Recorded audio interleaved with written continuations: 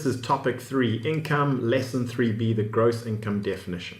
Okay, so gross income is very important because it forms the basis of the income tax calculation. Without income, there can be no tax liability. Therefore, in general, people only register for tax when they start earning an income or when they open their own businesses and those businesses start earning income. The definition of gross income is located in Section 1 of the Income Tax Act, and it's broken down into the general definition and then some specific inclusions. Now, it might be helpful for you to have your legislation open next to you during this lesson so that you can flag and highlight the important sections which we address. We're going to start with the general definition, and bear in mind that in lesson 3a, we discussed the distinction between residents and non-residents as they relate to this definition, and we'll see that now. So gross income in relation to any year or period of assessment means, in the case of a resident, the total amount in cash or otherwise received by or accrued to or in favor of such resident. In the case of a non-resident, the definition is the same. However, the income must come from a source within the Republic. That income must accrue in both cases during the current year of assessment and must exclude receipts and accruals of a capital nature. Now, to help us understand this gross income definition a little bit better, we're going to break it down into its various components. Now, you'll note that a number of these components aren't specifically defined in the Act themselves, and therefore tax cases are referred to regularly where precedents have been set in the past. We suggest that whenever a case is referred to, you should pause the video and refer to the case summaries in the orientation document. Let's start with the total amount in cash or otherwise. So in terms of this definition, total amount refers to any form of property received or accrued with a monetary value.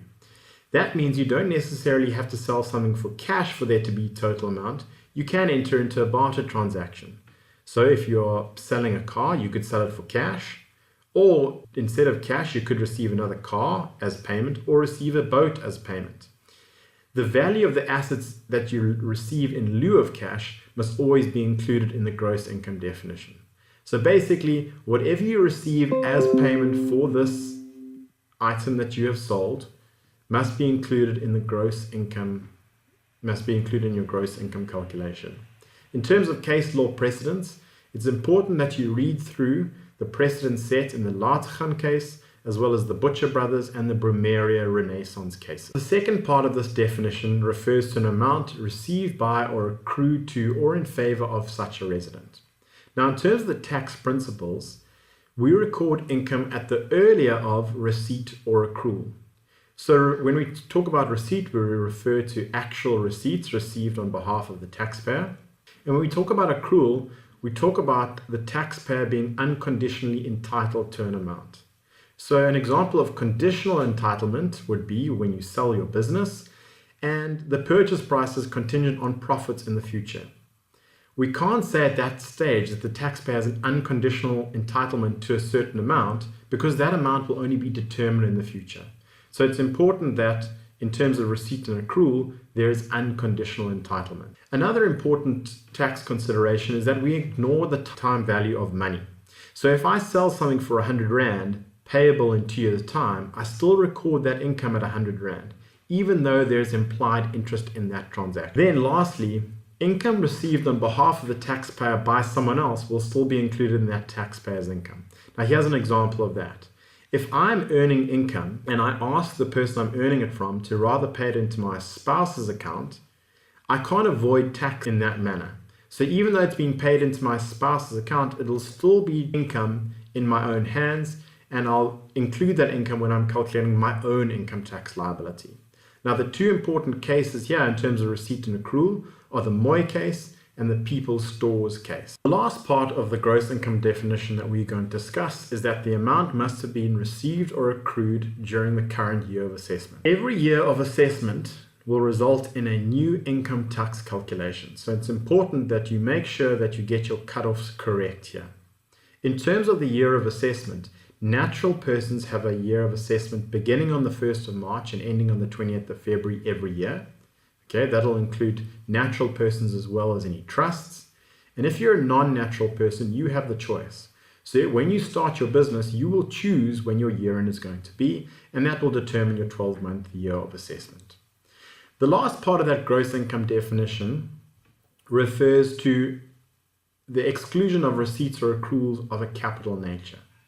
Now, in lesson 3C, we're going to discuss the difference between revenue receipts and capital receipts. So we'll park that for now and move on rather to our special inclusion. So these are housed in paragraphs A to N of the gross income definition. And they serve two purposes. The primary purpose is to give SARS a mechanism to include amounts in gross income, even though they might be capital in nature. And secondly, they just eliminate a lot of ambiguity by creating specific rules for specific transactions. The first of these special inclusions is housed in paragraph A and deals with annuity receipt. An annuity, which is more than one periodic payments received by the taxpayer, are included in gross income in full, even though there might be a capital component within that annuity. Paragraph B deals with alimony and maintenance payments. So these are generally made to a spouse in terms of divorce order, where one spouse is required by law to pay amounts to the other spouse in terms of maintenance, child support, etc. Paragraph C deals with services, and what we generally mean by services are any amounts received as a result of an employee-employer relationship. So if an employee receives any amount from the employer, those will always be included in gross income, even though there might be an argument that some of those might be capital in nature. Paragraphs CA and CB deal with restraint of payment receipts. So these are amounts paid by the company to the employee and included in the employee's gross. In terms of the legislation, the company paying that restraint of trade will have an opportunity to deduct that over the lesser of the life of the restraint or 3 years, whichever is shorter. So when we talk about para CA and CB, we talk about the specific income that's being included in the employee receiving that restraint's taxable income. Paragraph D refers to compensation for loss of office. This includes any voluntary amounts received or accrued in respect of relinquishment, termination, or loss. And these will generally be paid when you've been forced to leave your job. Paragraph D specifically excludes any lump sum awards from retirement funds, and the reason for that is that those are included in paragraph E below. So paragraph E includes any retirement fund lump sum benefits. During your working life, you might be required to join a savings plan such as a pension or retirement fund. When you retire, amounts accrue in respect of those funds, and those accruals are included in terms of paragraph E of the retirement lump sum fund benefits. Paragraph G includes lease premiums, and what we're talking about here with lease premiums are when a lessor receives an amount from a lessee for the use of their asset. When you receive those premiums, even though they might be capital in nature, those are going to be specifically included in gross income. Paragraph G cap A refers to compensation for imparting of knowledge. So if you provide your expertise to someone and they provide you and they pay for those expertise, those are going to be included in your gross income. Another paragraph which affects lessors are leasehold improvements. So in terms of the gross income definition, any leasehold improvements are going to be included in the gross income of the lessor, provided that there's an obligation in the lease agreement to effect improvements. Now, in terms of paragraph H, the value of those improvements is going to be the amount stipulated in that lease agreement. However, if no amount is stipulated, it's the fair and reasonable amount in those improvements, and they are all taxed in the year that those improvements are completed. So paragraph G and paragraph H both apply to lessors of assets. Those assets can be movable or immovable assets. But if any premium is paid or any improvements are made, even though those are both capital in nature, those will be included in the lessor's gross income. Paragraph I includes any fringe benefits in gross income.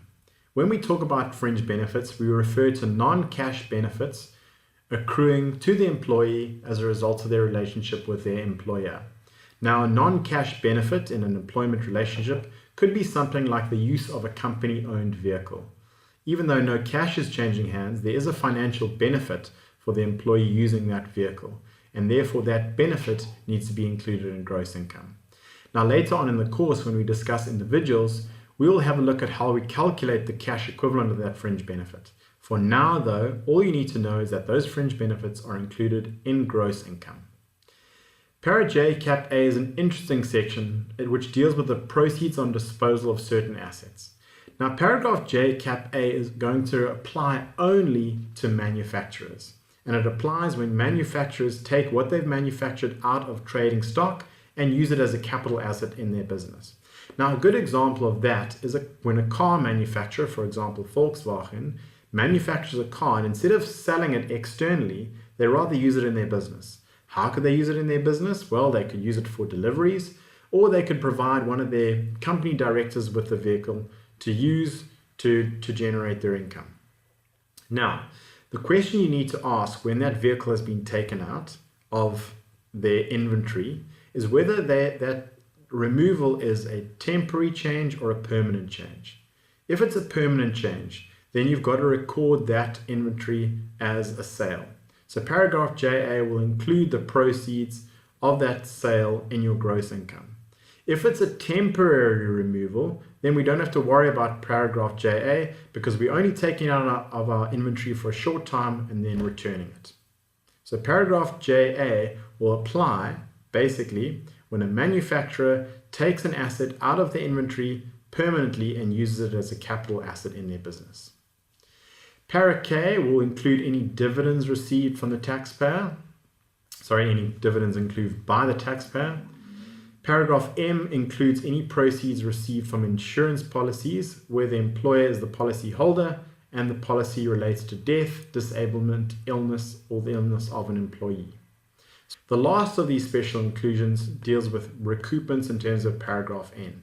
Now you may have dealt with recoupments in your undergrad, but we have recoupments basically when we sell a capital asset and the selling price is above the tax value, for an allowance asset. So when we calculate those recoupments, and we'll deal with them when we do the corporate tax section later on in this course, we will be able to calculate those recoupments. So for now, you just need to know that those recoupments need to be included in your gross income. That concludes our special inclusion section. You're required now to move on to the worked examples.